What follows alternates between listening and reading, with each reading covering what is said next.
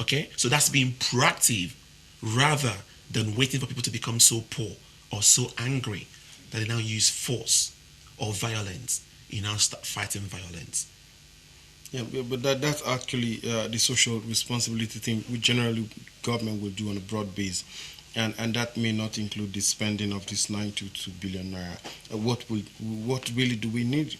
Do we need more guns? Do we need more armored cars? Do we need more bulletproof cars? No, What really do we no. need? We need better resources and capacity for the Nigerian police force. For example, as a serving British police officer, I go around Nigeria and I see police officers in checkpoints doing the work that they are paid for. Many of them lose their lives serving Nigeria as police officers. I was at the meeting with the EFCC, the new acting chairman of the EFCC, and I was commiserating to him about the lives of many EFCC officers that lose their lives while in service. Many Nigerians are not aware of these deaths. Now look at Nigerian police officer. The way they are dressed, the body or ballistic body armor they wear is nothing. In the British Police Service, if you're not dressed appropriately for work, you will go home. If you have got no body armor, you don't go to work. If you haven't got no helmet or your cap, you don't go to work. If you don't have your belt with your handcuffs, your CS spray, your baton, you don't go to work. Who provides that? The government. So most of this money should be used to provide these resources for the police to do their work professionally. Now look at the issue of intelligence. You can never overlook intelligence, because intelligence is what you need to get information that you cannot get in the normal world. How prepared, how trained are the Nigerian intelligence system? So these monies will go to provide these resources to have better intelligence. Look at communication. The world is changing transportation with communication. You don't need to travel here to Lokoja to get information. You can use communication to get it information. How secured, how encrypted is our data of communication to make sure that what you send to Mr. A doesn't get in the hands of Mr. B. So all this money has a lot of work to do in the national security, from communication, from training and development, from resource provision, from consultation, from mentoring, so that the police, the army, the immigration, the customs can do their work better than what they are doing now, so we can have more stability in the country. Without stability, people cannot go to work. Without stability, the commerce of the country cannot work.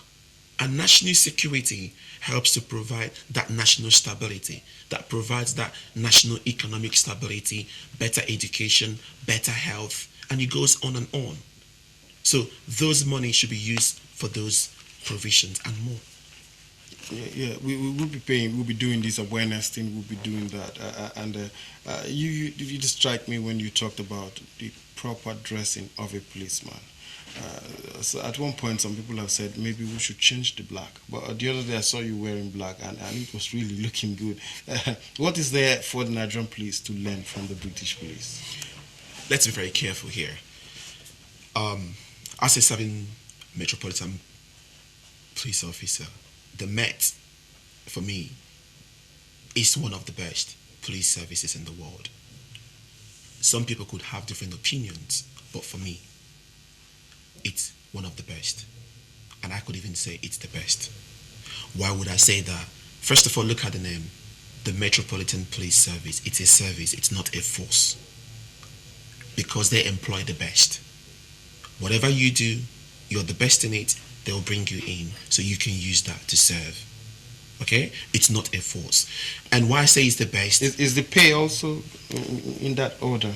I can leave an oil company to go join the police because I think the pay is okay, it's commensurate. It depends on what you want, what builds your passion in life. Not everybody wants to work in the oil sector. I'm a very strong environmental campaigner. I believe I will not take a job if I don't believe in the doctrine of that kind of profession. Okay, so if you look at the police service in the UK, they don't carry guns to keep the peace. It's rare for you to see any big security of any country that doesn't carry guns to keep security in their country. From America to Canada to France to Germany to China, they all carry guns to keep peace. The Mets don't carry gun to keep the peace, and they still keep the peace. You have the almost, for you to lose your life as a British police officer, the chances, it does happen, and I come as well with colleagues that have died in action or why not in action, but the chance of losing your life is very small because we do what we call officer safety training.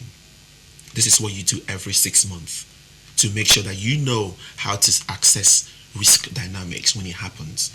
What should you do first? How should I secure a suspect to make sure he doesn't kill or injure a person or my colleague? You don't take chances. If somebody's a suspect, take action, make sure the person has all their human rights in place, but make sure you secure the person. I saw a police officer in Nigeria recently handcuffing somebody, and they handcuffed the person in the front. It's a no-no. We do not handcuff anybody in the front except for health reasons. It has to be what? Hands in the back. Either back to back or a stack method, to make sure you don't break their wrist, because they are still human beings. They are suspects, but you still have to protect their health and their safety. So it comes down to looking at the ethics and the dynamics of the police service. But don't forget that Nigeria has a population of about 150 million people, maybe over More. or maybe more. UK has a population of how much? Do you know? 67 million people. So we are more than them by over 100%. And don't forget, the Met is only focused on security in London. So you can see the population, that it's easier for you not to compare an egg, an orange with an apple. It's not the same. The Nigerian police force protects lives of 150 million people, while the Met protect the life of less than 40 million people or 30 million people that lives in London or in England.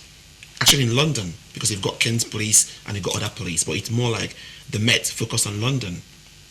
So you cannot compare them, because the resources, the dynamics is bigger in Nigeria than you have in London. Then look at weather.